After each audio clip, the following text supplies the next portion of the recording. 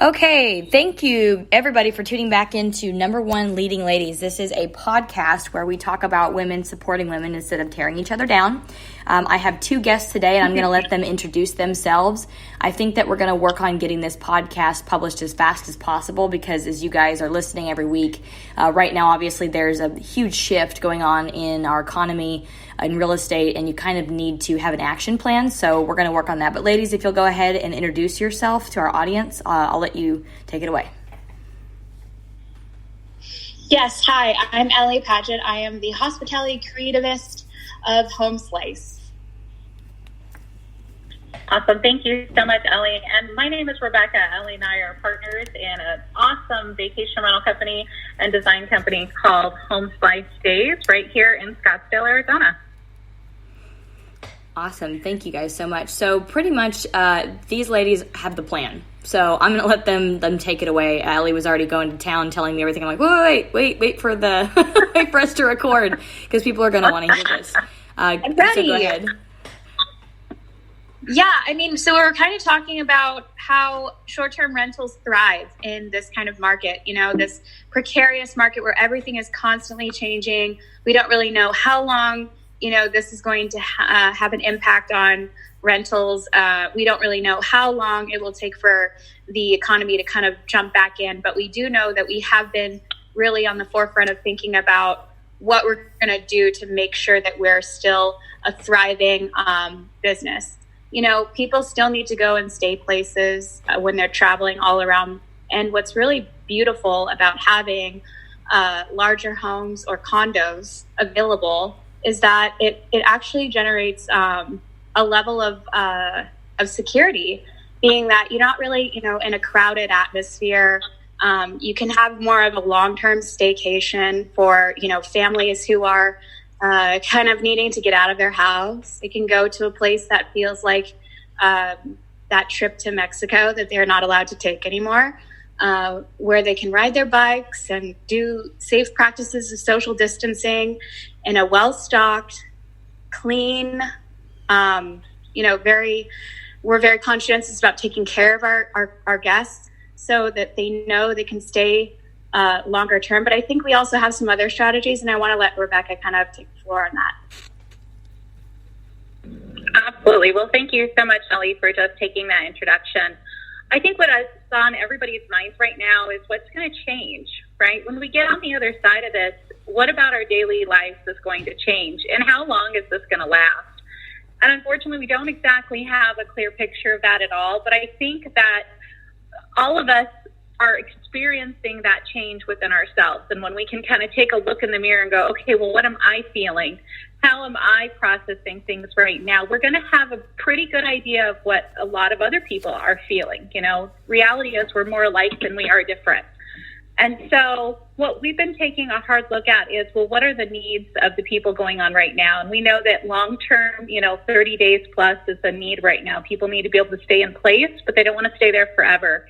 And so rather than going to a strict, hey, everybody stays for 12 months, because let's be real, most people's financial situation is changing on a month-to-month basis right now, we're taking it in chunks. We're looking at 30 days at a time and saying, okay, let's get people in 30 days at a time and extend from there and be able to provide some sort of stability in what we're providing, but also the security of not getting anybody in too long, especially with the new laws that have taken place recently. I know a lot of people know that anything that's backed by Freddie Mac or Fannie Mae cannot be foreclosed on right now, cannot go through any sort of process to evict someone if they can't make a payment.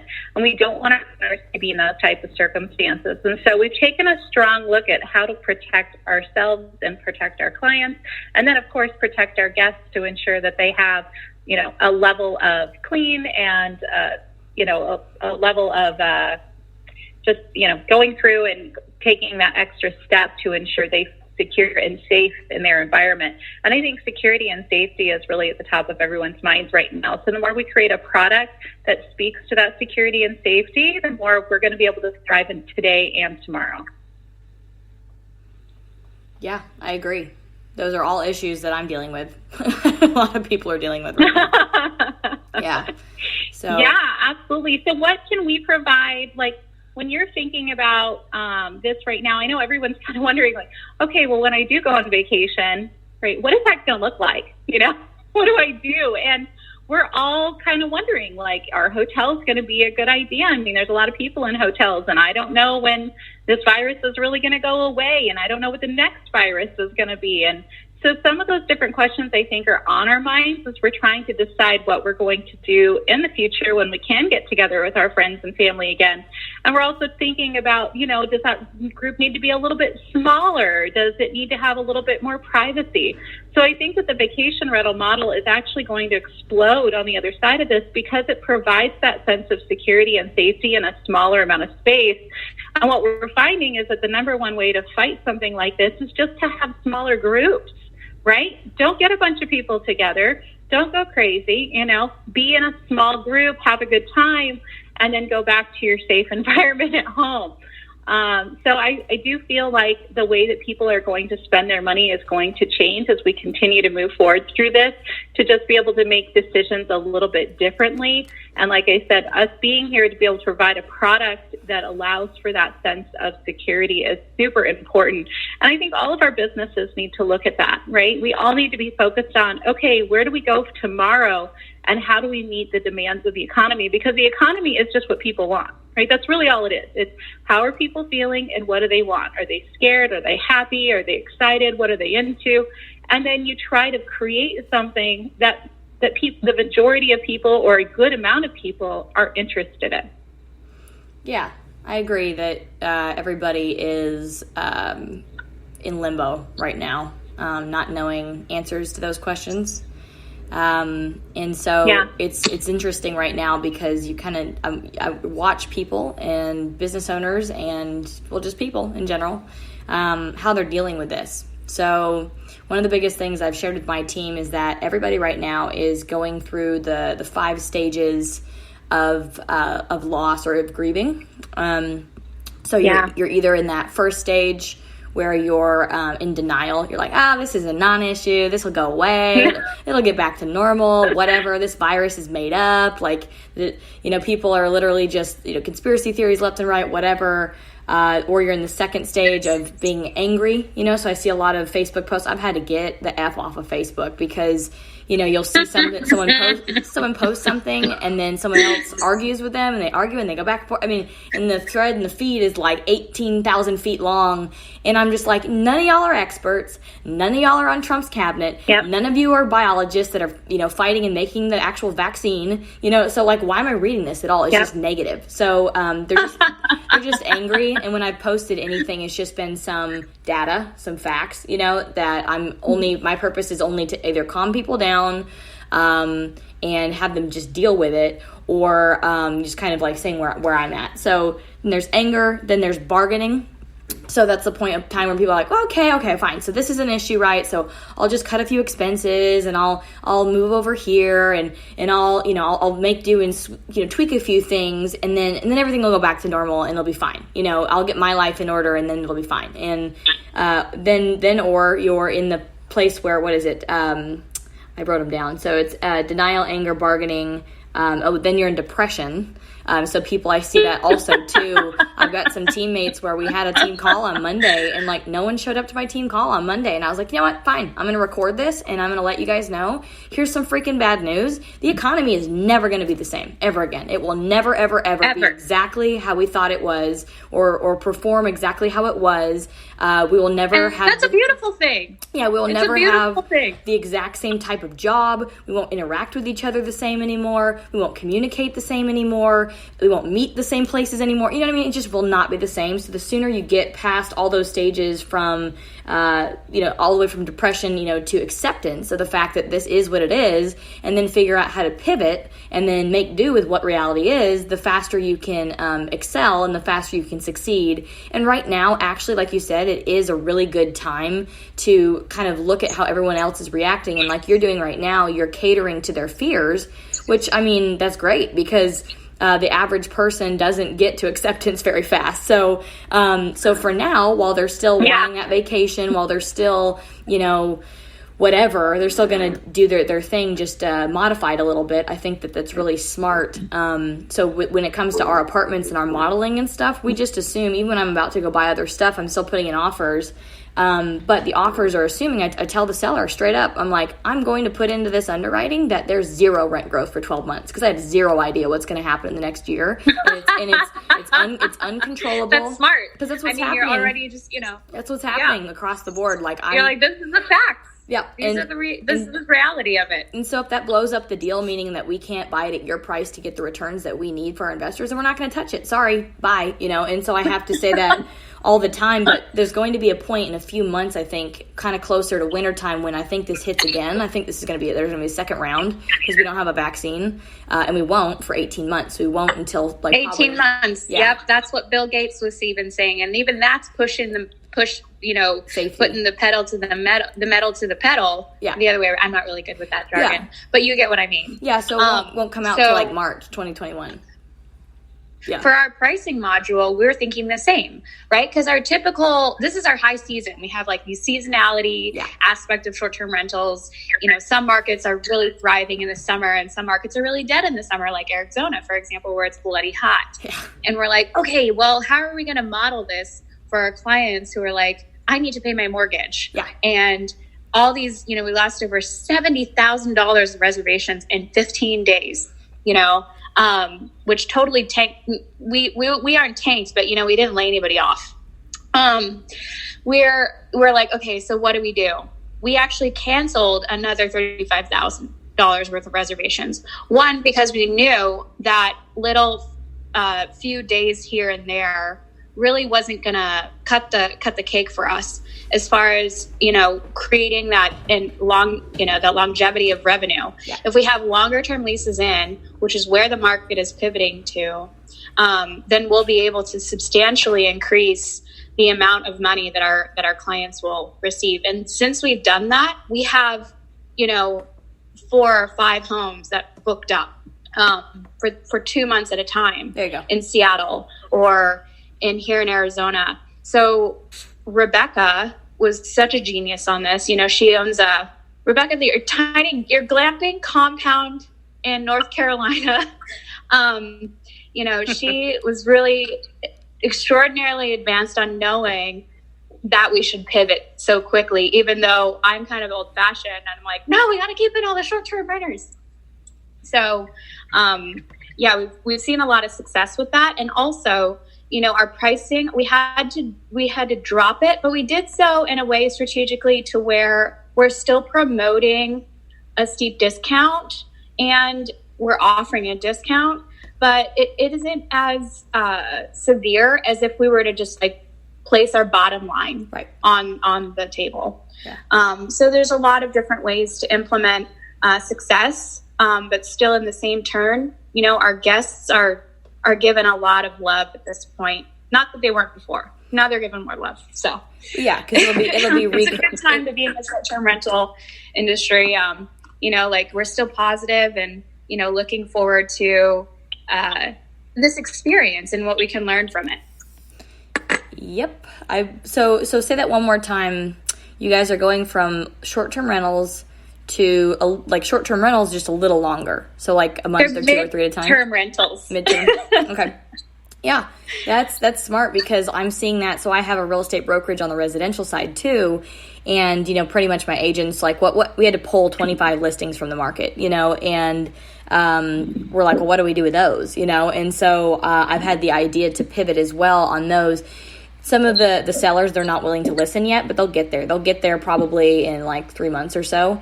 But I'm like, so we've got these options because, again, we need to assume we have no idea what's going to happen for 12 months. So if you want to quit bleeding and you want to make something work, you can either own or finance it. So you stay making money off of it and you're the bank.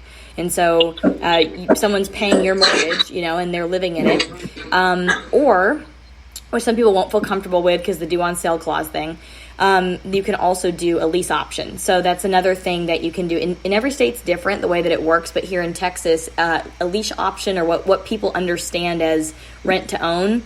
So you can't advertise it as rent to own, but we'll figure that marketing part out. But you can do it in Texas 6 months at a time. So I have an attorney that basically you just have to make sure the attorney writes it up instead of us using TREC promulgated forms. Is that they do a special clause that basically says we're going to do 6 months at a time, and then it's a 6-month auto renewal of the next 6 months. And so what that does is somebody also has the opportunity that they're leasing it, but they're also, like, it's in their contract that 10% or whatever percent you decide on.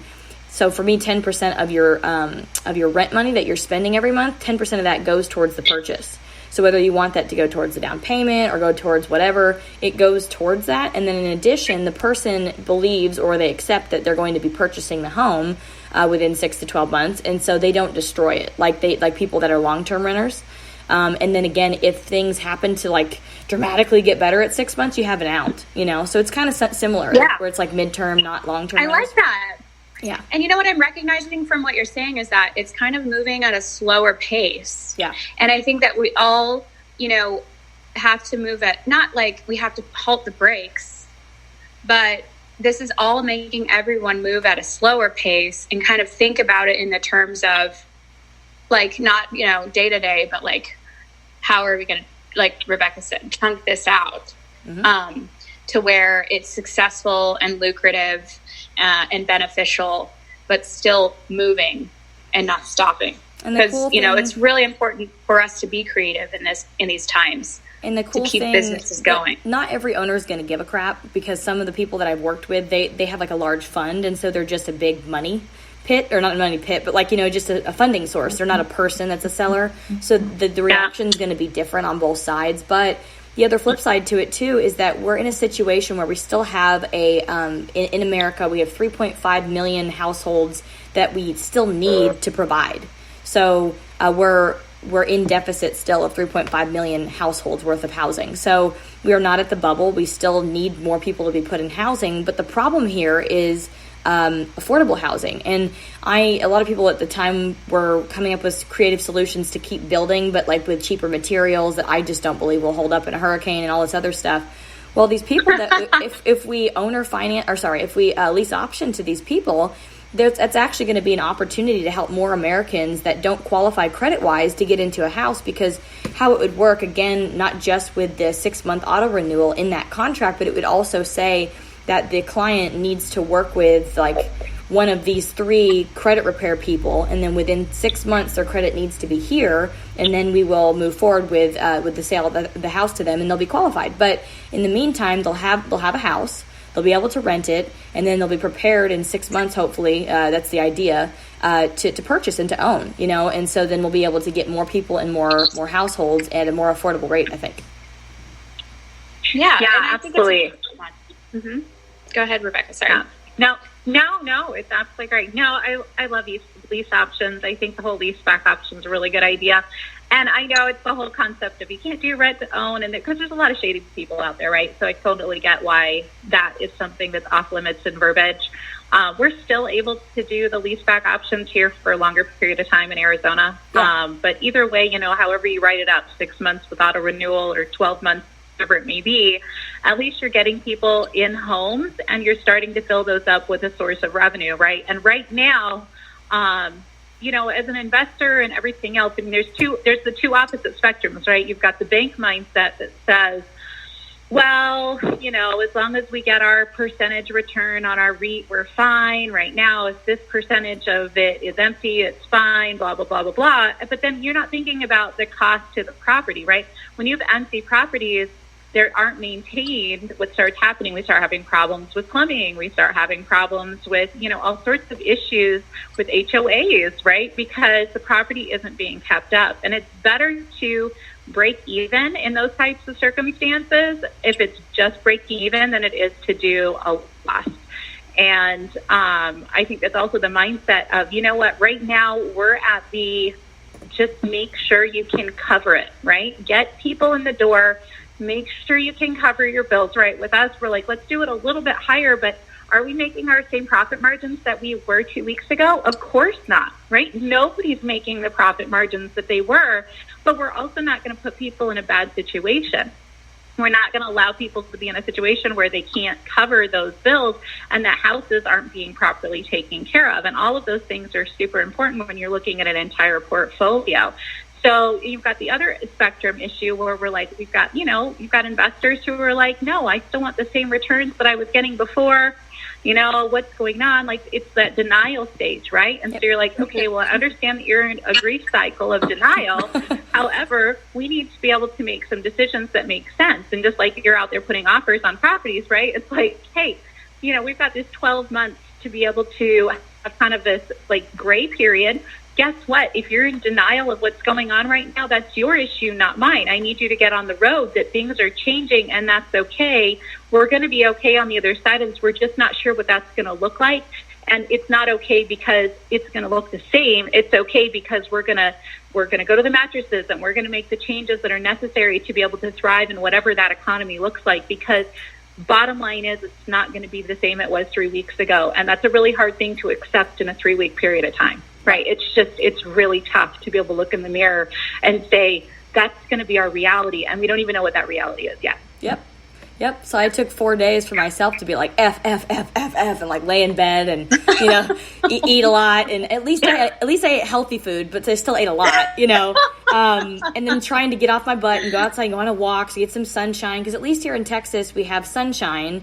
And at least it actually was hot yesterday. It was like upper 80s, and I was like, man, this virus is going to be dead here faster, or like in Arizona, faster than it will in the north. So I think that even more people are going to come here, or come to a sunny place. I agree. And so that's the short-term rental model is really thriving in urban markets. Yeah. Even though it's kind of drastically dropped in New Orleans or Florida, or it has really risen in urban markets just because people want to get out of these major cities. We're even seeing some people from New York messaging us going, I am so afraid. I have a baby on the way, or I have a baby and I need to get out of my city because, thousands of people are dying.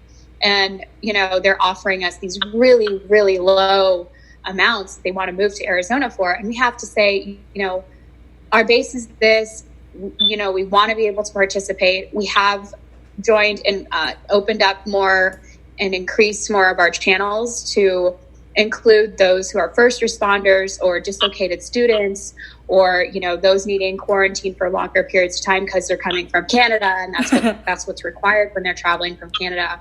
But we're really recognizing that I think in the next cycle there will be a boom of people moving from larger cities, and a lot of people who have a majority of their portfolio in major cities who are doing short-term rentals and really thriving on this model of property management. Will recognize that, having diversity is really important, and that you can't always put all of your eggs in one basket. Yeah. So I think it's interesting to see how businesses will change in the coming year, and really kind of understand what the pillars of their success are, because you're right, it's never going to be the same. But that's a good thing. I think it's a good thing. Change is inevitable. And the sooner people can recognize that change is inevitable, then being able to go with the flow and figuring it out. I was reading something this morning on LinkedIn that said, the best advice at this time is to not give any advice. Yeah. Right? Because it's like, we don't know. It could. Yeah. Yeah, and I think that just being in acceptance and being not just fake positive, and again, being in acceptance, you can't force yourself there. You just have to be like, am I for real? Like accepting that this is what it is, and what am I going to do about it? But also focusing on the positive, that what you do have. You know what I mean? So what I do have is, I was able to look at my closet and say, what do I have? What assets and what liabilities do I have? So a lot of, for me, an asset is something that cash flows. A liability is something that does not. So I looked at my closet and I go, Louis Vuitton, Gucci, Louis Vuitton, you're going. So I sold them all. They're gone. And I've gotten cash for those. And then now that is going to extend a huge bump in marketing that I'm focusing on right now to make sure that I'm getting out there and taking the traffic that people are not taking right now, because they're moping and they're at home, drinking and doing Netflix all day. I'm like, go ahead, go for it. This is where we differentiate. Let them do it, right? Winners, we rise to the top. This is where we differentiate ourselves. This is the time when millionaires are made, so it's really important to focus on what is good, what you have. I've got my grandma,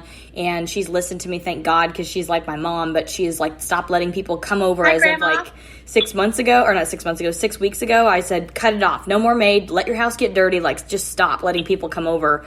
So we'll talk, once a week, and I'll sit there and have my Skype time with her. So I have a roof over my head. I've taken on a roommate. So I, have somebody that actually is another professional. So we kind of bounce ideas off each other. The connections that I have, the vendors that I have, the friends, it's really important to go back to your contacts that you already have, your closed business, your people that can now become referral partners. So I'm gonna offer to you guys as well. I'm coming out with a magazine, and what I'd like, a section or a page. You don't have to pay anything for it. I'm going to do this by hand myself. But if you'd like write some content, I'd like to have you guys featured in there, because it's really important right now to lean on each other and focus on what we do have, instead of like always normally we're in the chase of new stuff, right? So right now we need to focus on what we do have. And then also thinking about this, I was walking, running or something the other day, and I go, you know what? Think about this. Pollution has decreased. I'm never late to a meeting anymore. I'm not rushing in traffic, getting in wrecks.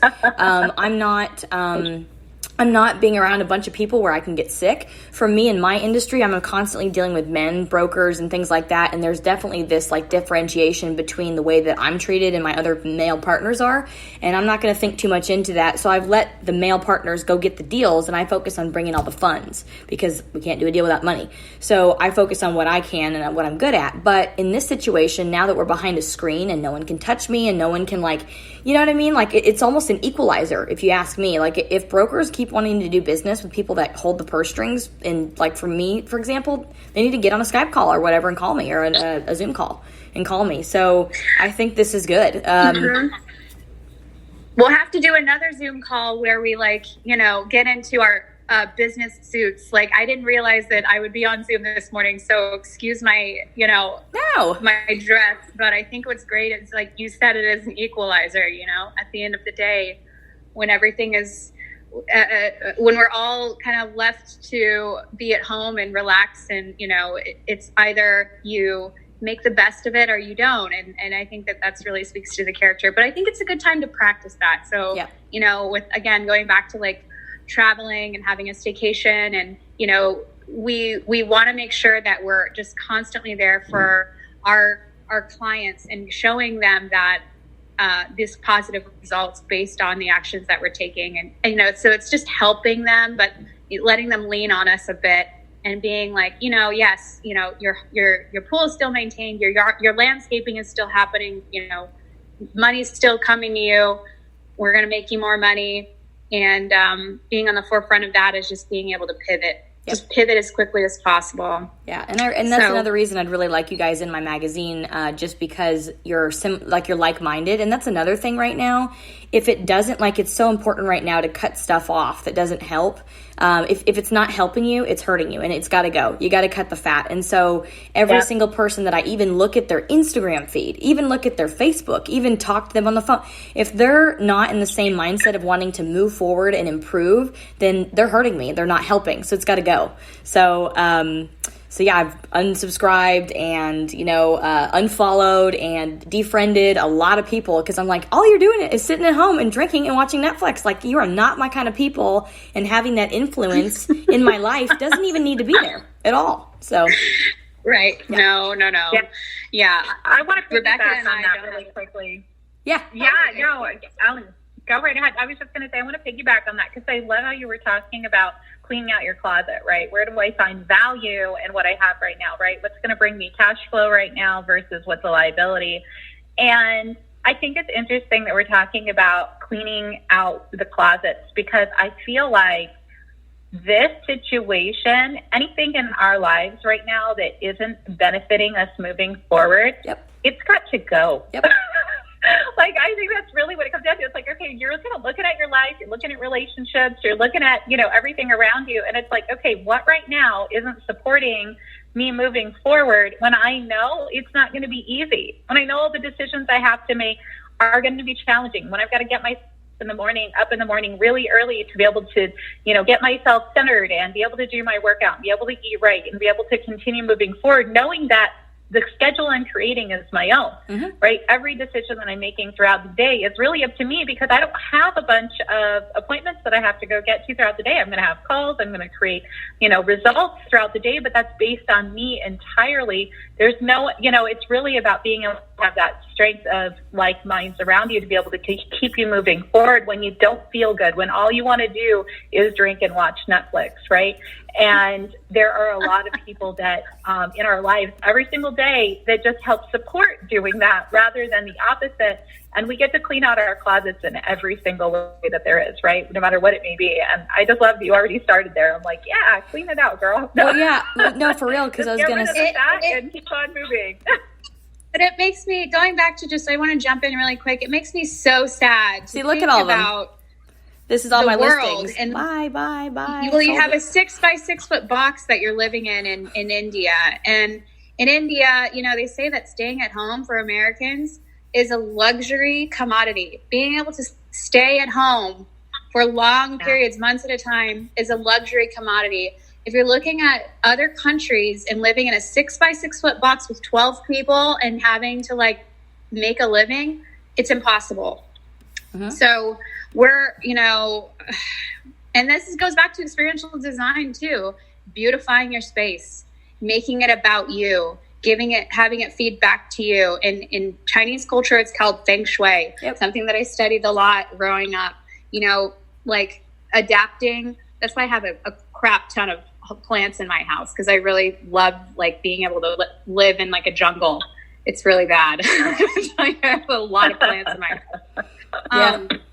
Just these holistic approaches, going back to the primal ages of just being able to live and thrive and be self-sufficient and live with yourself.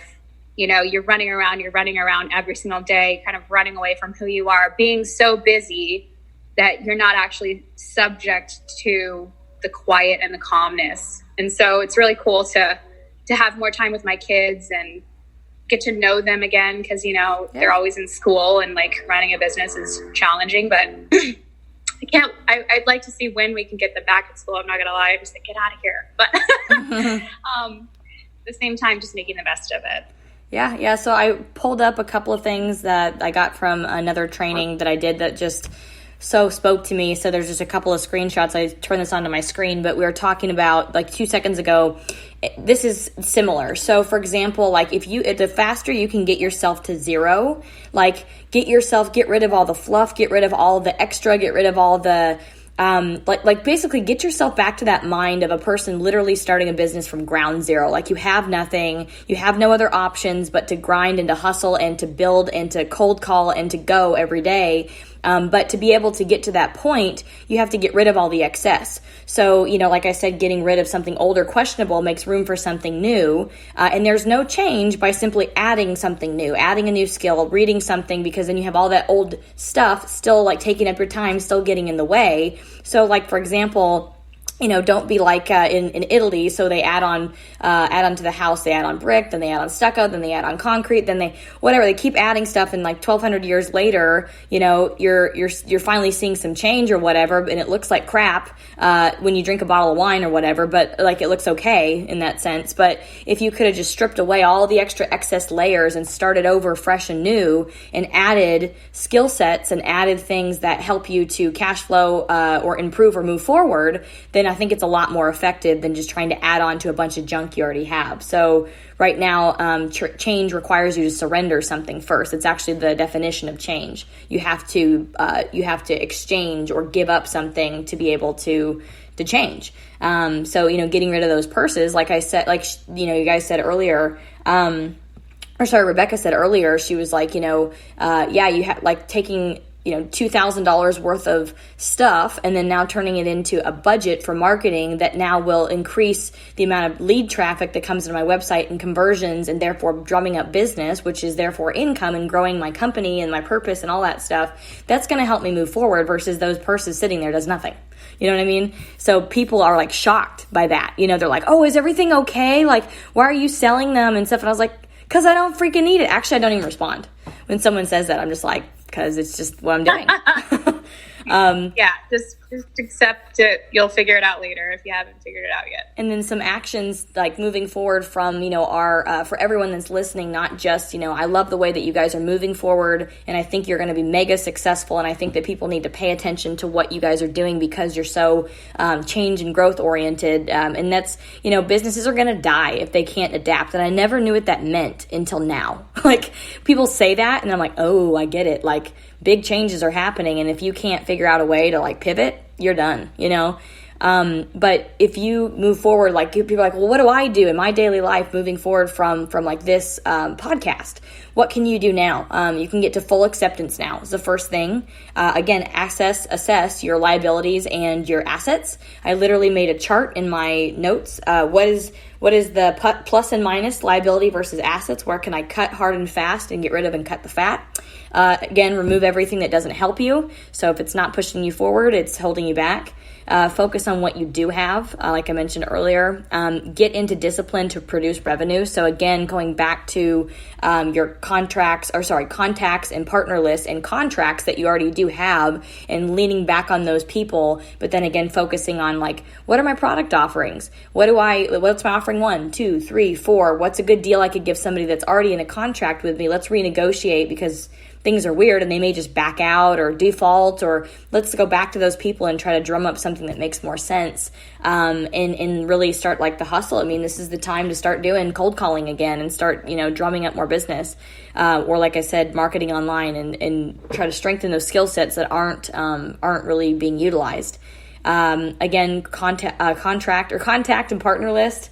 So that's something that I'm working on now, people to reach out to be able to be referral partners and really lean on each other.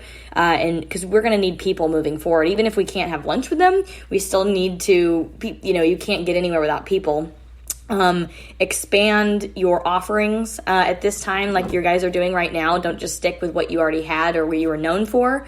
Change and expand your offerings, because those original offerings that you guys had, or the gals had, you may eventually be able to use those again depending on change. It might be 10 years, it might be a year, it might whatever, but you've already honed that skill set and it works. So you still have that, and you can always use that again, but expand. And then, so this may be something where we could help each other, but have someone to keep you accountable.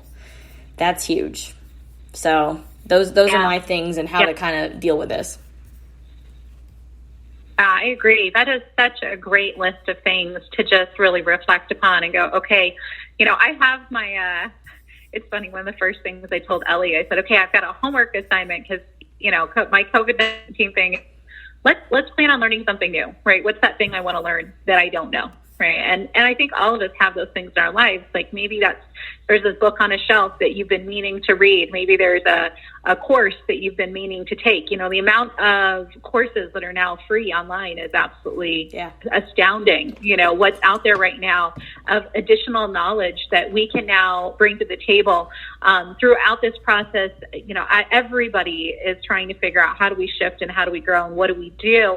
And so there's been so many meetings with some of the platforms that we use to be able to work with professionals and get on the phone with other people in our industry and go, okay, guys, what are we going to do? How do we collaborate? How do we make this work as a team and think about things a little bit differently? What's working and talk to each other about those things. What's working? I'm a firm believer that there's no such thing as competition. There's just a lack of collaboration. Right. And the more we collaborate, the more we can create results for all of us. Right? All of us can really thrive and grow. And it's just about showing up. I think right now we see that more and more and more. There's so many of us are buried in the thick of what do I do? But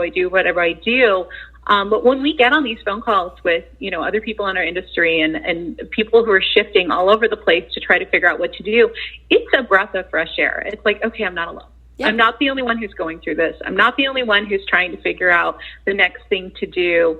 And that's where we get to lean on one another and just make the changes that make sense and do it one at a time. We all feel that rush of, I've got to do everything right now, right? I was like, we got to get ourselves on 5 new platforms today. We need to apply for these, whatever grant money is out there. We need, and it's all of it at one time. And it's overwhelming, right? It's a little bit overwhelming to try to figure out, okay, well, what do I do because things are changing faster than I can keep up with. And what that really comes down to is, okay, what are my 3 things today? What are those 3 top things that are going to make the most momentum for tomorrow? And don't focus on the rest of the junk, right? Look at your 3. Sometimes it could just be 1. What is that one thing that if I do today, when I wake up tomorrow, something's going to be different that's going to help support me for the following day? And when we can do that and we can focus and when we can continue to communicate with those in our groups that are on that same page with us and dealing with the same things, we are in a positive light, the stronger we're going to be to continue moving forward through this. And I think maybe our thought process shouldn't be what's it going to look like on the other side. Maybe it should just be what's it going to look like tomorrow, because none of us, we don't know if there is, like, what another side is. What does that really mean? I think really it's just how do we support each other today to be able to thrive tomorrow. I agree. Well, thank you ladies so much for joining me today on Number One Leading Ladies. Can you tell our audience how they can get a hold of you? I know they're going to want to, since you guys have a national presence and obviously you're pivoting with the times. You're not shutting down. You're not going anywhere. How can our audience get a hold of you? All right, I'm going to have Ellie take the lead. Oh, you go first. So the best way to get a hold of me, I'm an open book. Feel free to just give me a call. My phone number is 480-302-1822, and you can reach me at Rebecca at homeslicestays.com. That's REBEKAH at Homeslice, HOMESLICE, stays, STAYS.com. And I also, you can reach me on our Homeslice Stays website. That's www.homeslicestays.com. Please, if you do have time during this downtime and you want to give some feedback, I'm really receptive at this time to, the usability of our website. So please send me a message there. Let me know what you think. Would love to connect with you for any reason, just to hear more about you. And thank you so much, Kaylee, for giving us this opportunity to connect with our audience and connect with your audience. I love you on Instagram. I follow you. It's like, oh, I see those verses. So I'm really honored to still be connected with you. And hopefully we can continue to stay connected in this time and see what happens. Yeah, I'll make sure of that. Absolutely. Well, let me connect or disconnect our podcast. And everybody, thank you for tuning in to Number One Leading Ladies throughout this time. We're going to continue to be here to support you. Feel free to reach out to any of the 3 of us for any support you need. That's my biggest ask right now, is that if you need any help, you need a level head on the phone, whatever, just reach out, because we have to support each other right now. So see you next time on Number One Leading Ladies.